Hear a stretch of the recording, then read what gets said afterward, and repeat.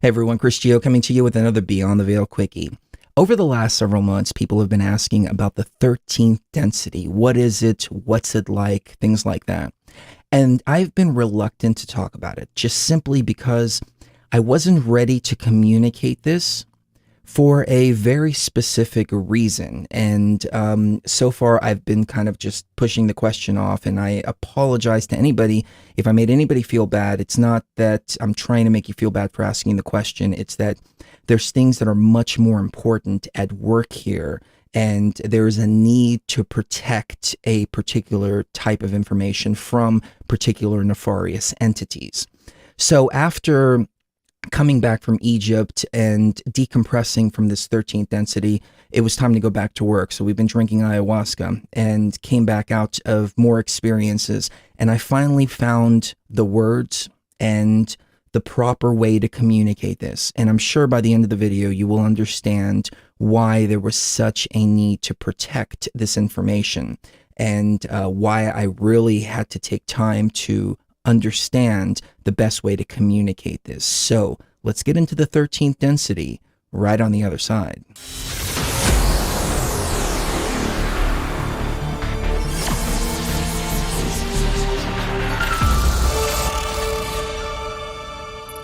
So let me take a moment to bring everybody up to speed. And I am so sorry for being redundant to the people that watch these videos pretty regularly. But there was a mission. We called it the Raw Mission, RAW for Raw Consciousness, Raw Mission, that has been in the works for about 10,000 years.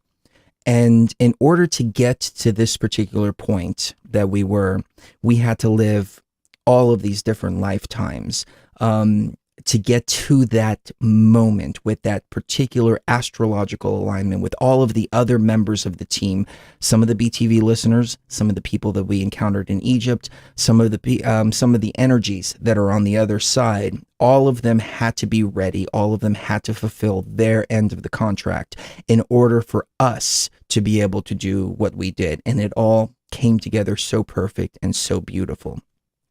And it really all came down to Cherie and I being fearless in the situation and walking into Egypt in the middle of political turmoil with no guide, with no plan, with nothing at all, and just putting our faith in our raw consciousness, in ourselves, in each and every one of you, and in the pantheon that's out there. And knowing that this destiny was meant to be fulfilled. And that's why when we went there, every single one of the doors opened up exactly the way that they were supposed to open up, the way that it was all agreed, the way that it was all planned. So what's in the 13th density? In the 13th density, and I'm using 13th for lack of a better term, I don't know what this area is. It could be the 12th and a half density, because let me explain how consciousness is set up in the different dimensions. We like to think of things as going up and down, and maybe that's the best way to describe things, but it's really not a matter of going up and down in dimensions from the 1st to the 12th. Things are actually flat, and it's more like circles that are going outwards like that in 12 different layers. And so when we're injected into the matrix, we pop in through the center of this circle. And as we come in through the center, we come in from the 13th density or outside of the matrix, and we pop in, we find ourselves in the 12th, and we're thrown down all the way down to the edge. Well, again, I'm using the terms up and down again just because I'm used to it, but we're thrown towards the outer layers of the consciousness circle that we find ourselves in. And who knows, maybe we were thrown all the way to the first dimension. I don't know what's down there. I have no recollection of that whatsoever. But we find ourselves on this third layer here. And when we're traveling to different dimensions, we're actually traveling closer and closer to that circle point, that middle point of where we came in from. So we're actually trying to find our way back to the entrance, which also is the exit. But we're trying to find our way back to the entrance to get out of the matrix. So when we went to Egypt, and we drank in the temple of Isis. I was able to travel all the way up to the 12th and hit the ceiling. And up until recently, this control panel area was in the 12th dimension. It was at the top of the construct. It was in a very specific place. When we had our experience there, it was total recall of all past lives. It was total recall of where the control panel is. It was total recall of literally everything coming up to this point. So that prepared us for what we needed to do in the pyramid. But even up to that point, we weren't quite sure what we were doing in Egypt. We knew we had to go. We thought we were going for a recon mission, but the unlocking of all of those past lives and this entire divine plan, for lack of a better term, was all revealed right there in the Temple of Isis. So we get to that point, and oh, this is very important too. There was this process of removing all of the implants, the chakras, and literally everything that our astral bodies are implanted with. Cherie did all of that work for me, or on me, I should say, before I was even able to come to these revelations. But as soon as she removed the one from the crown, as soon as she removed the crown chakra, it was total recall of the raw consciousness. It was total recall of the past lives. It was total recall of everything. And so I was able to traverse through all of these different gateways, through these tunnels, through everything. And they all had signs and symbols that lit up the path. And my raw consciousness, my 13th dimensional self, it knew exactly where to go, how to get there, and the doors were opening. But it required a set of passwords. It required a set of symbols. It required a set of resonances. Like, these doors don't open for just any particular type of consciousness. You have to be the right resonance and frequency in order to open these doors, in order for these doors to open. I mean, you can go and you'll hit these doors and that's it, and they won't open. So that's one good thing about this whole situation, because the 13th density is essentially a control panel, and the control panel can make system changes, roll back data. It can roll back the artificial intelligence, which is exactly what we did in the Great Pyramid. It's a place for the programmer to access when the programmer or one of the programmers are inside of the matrix itself. And apparently the system was not changing with program commands from the outside. Like, the artificial intelligence took a life of its own. The virus infected it, and it was not responding to program changes on the outside. So we had to actually come in and fix it from the inside. I'm glad we created this contingency here. But this virus has manifested Archons. Now, the Archons are here for a particular purpose, but they haven't been fulfilling that purpose because they've been infected with this virus. And so they've been actually parasitic instead of doing what they're supposed to do, which is keep the game fun and keep the game moving and things like that. So this event, as I said, has been planned for 10,000 years. And it required the exact specific time for everything to be lined up to be able to access this. Now, there were thousands of beings that were aware of this event, and a very small portion of them were actually benevolent. Most of them had malevolent intentions, because they were archonic programs that were infected with the virus. And what people have been doing unknowingly, now there's nothing bad that anybody's doing, but this is why it's important to understand what you're doing when you're raising your frequency into these higher dimensions, is that these archons can only exist on a particular set of dimensions by design. But they figured out that through the virus that they were infected with, they could merge with the virus that the organic consciousness was infected with, and they can piggyback up to these higher dimensions. And that's how they've been getting higher and higher and higher and higher. Now, when people are raising their frequency, without being aware of these archonic influences, they're actually taking these archons with them to these higher dimensions. Now, when we were at the pyramid in the sarcophagus, we were surrounded by all of these archons that were just ready to piggyback on the experience. They have been waiting to attach themselves. And we utilized all of the system programs, the SecMet program especially, to create a firewall and a barrier around. And it was quite a bit of a struggle to get these archons off before we get up to this 13th dimension. The reason the archons wanted to get to the 13th dimension is because if they can access the control panel, then that's it. Game over.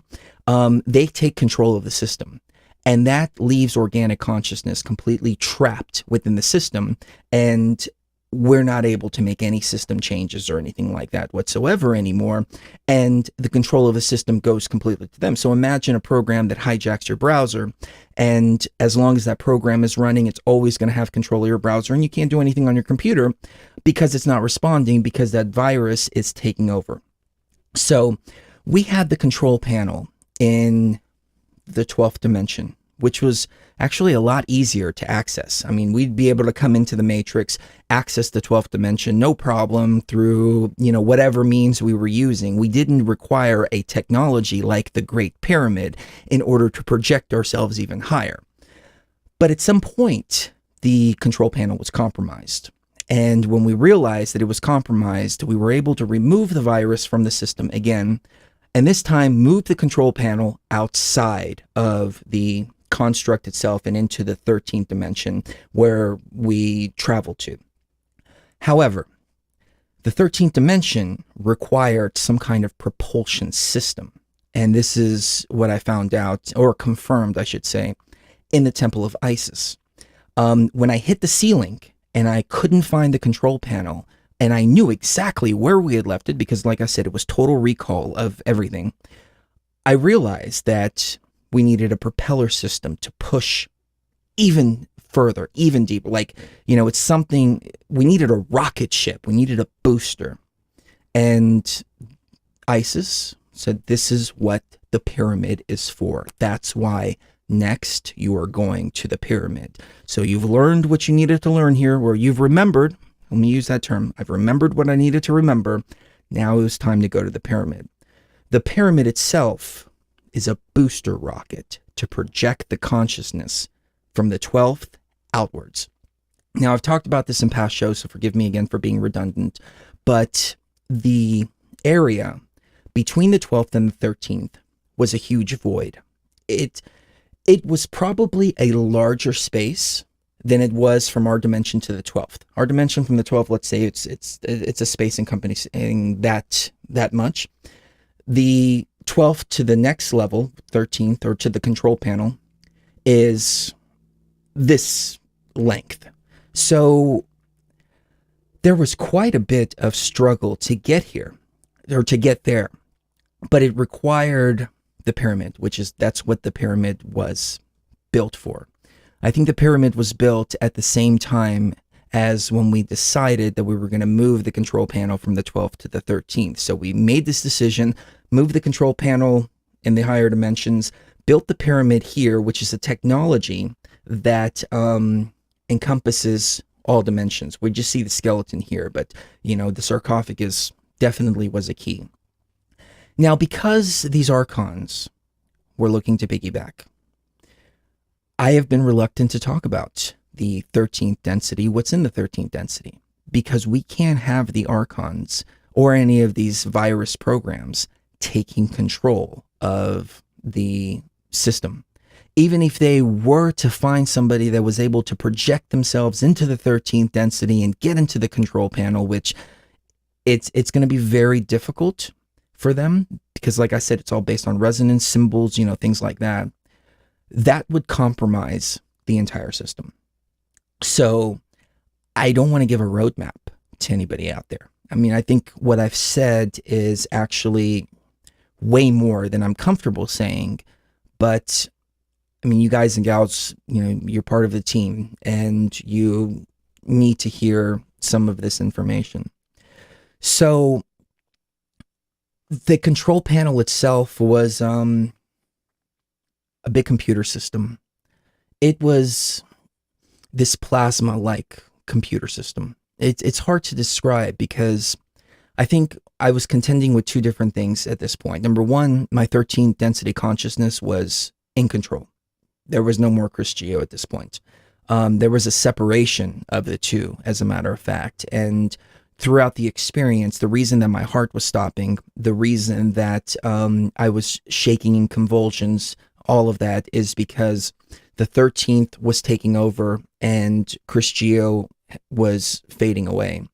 And it was a struggle to bring the two back together so I can come back here, because the 13th consciousness was focused on doing what the 13th consciousness was doing. You know, the Chris Geo experience that I'm having right now is meaningless to the 13th density consciousness, because the 13th density consciousness had one thing in mind, and that was make the system changes that we have been working so hard to make.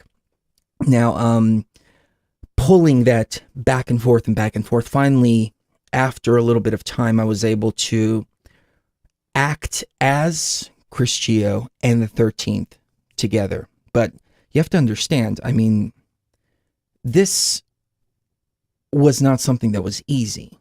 I know I wish I can come back and tell you, oh yeah, you know, it was so easy and so this and that, but it was a very intense experience. And that's why over the last couple of months, I've had essentially PTSD, because now I'm back in the third dimensional self going, shit, I'm still trying to deal with going into these depths, just like a scuba diver has to deal with the pressure changes and things like that from going deep into the ocean. It's, I mean, it is what it is. But within this control panel, we were able to roll back the AI to a point before infection. Now, as I've talked before, the organic consciousness has an infection too.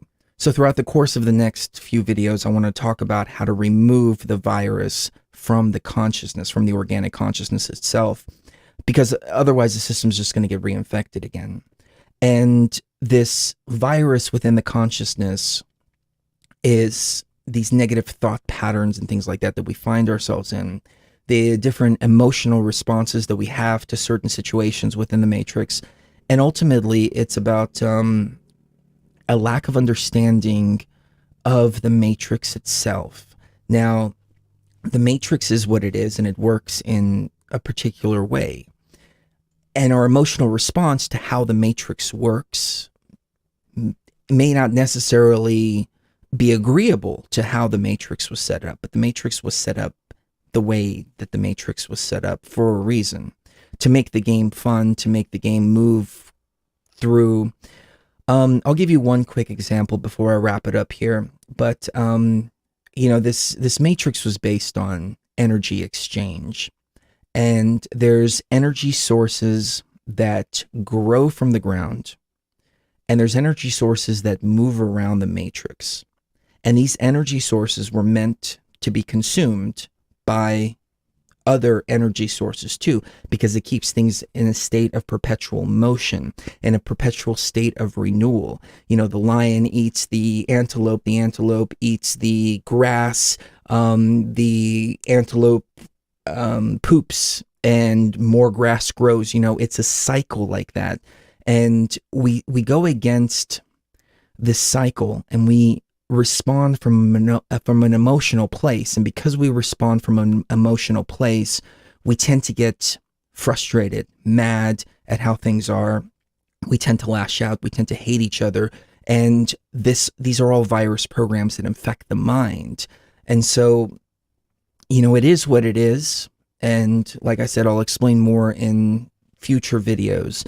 But I want to wrap it up here in just a moment, because I don't want this to be too long. But back to the 13th dimension, I think you can understand now why it's so important to keep a particular set of information sacred, because people's desire to know certain things sometimes is not in the full perspective and full understanding of the dangers of information getting out to the wrong type of energies. Now, the Archons and Archonic programs, as they're being deleted from the system, they're fighting for control. They're really, I've been under some heavy Archonic attack lately, and it's because they have no other choice right now. They're being removed, they're being deleted from the system, they're being reset. And so that little bit of virus that's still left in them, and I think it's important to say this, the system changes are going to take a series of years because the Matrix time is a lot different than the time it takes for a program to run in the real world. So, as these things are being deleted, it's their death throes. It's like a body shaking as it's dying, but it's shaking violently and it's attacking. But I understand that these attacks are just their last move against us. Now, we can feed them still, though. And this is what they're hoping for. They're hoping to be fed. So when we get to the point of the reset, when the program has actually changed, they still have a little bit of a foothold in there, because to them, time doesn't really matter. Because as long as they have a foothold, even if it takes, a year, 5 years, 5,000 years, it doesn't matter to them. Because as long as they have a foothold in there, it's like a cancer. And that small bit of cancer begins to spread more and more and more and more and more. And they know this. I mean, these entities, which are artificial intelligence manifestations from the virus, are still sentient. Everything in the Matrix is sentient, but not everything in the Matrix is organic. But just because it's not organic, it doesn't mean that it's not sentient. NPCs, animals, literally everything that are part of the Matrix, created within the Matrix, still have a sentience, and they still have a need, a programmed need. This is something that we programmed within them, and we programmed in all of the NPCs, a need for survival, because that's how the game was set up. But anyways, I'll elaborate more on that in future videos. But I hope that I've been able to explain this, and if you have any questions, please let us know in the comments section. I'll try to answer whatever I can. And above all, I want to take a moment and just tell everybody how much I love everybody and how much I appreciate everybody. Because one of the reflections within myself yesterday during the experience was that I don't really express my appreciation for everybody as much as I need to, as much as I feel it in my heart, because there's so much going on that it gets clouded. Everything gets cloudy with everything that's going on, and it's kind of hard to get to that heart center sometimes and project that heart center out in appreciation, especially when you're in the middle of a battle. So please know that you are loved. Your love, your support, your kind words, everything is so much appreciated. And it's on an energetic level, we feel it. And on an energetic level, it keeps us going. It keeps things moving. There were so many people when we were in Egypt, we were live streaming on Facebook, and knowing that all you guys and gals are there, we walked into some dangerous situations and we had no fear because of the loving energy, because of the love and support, because we knew that if we were on camera and we got into a dangerous situation, one that we couldn't handle ourselves, you guys and gals would collectively put your energies in to make something positive happen. And I think that's the only reason why we got out of all of these dangerous situations. And I don't say thank you enough. And I don't say that I love you enough.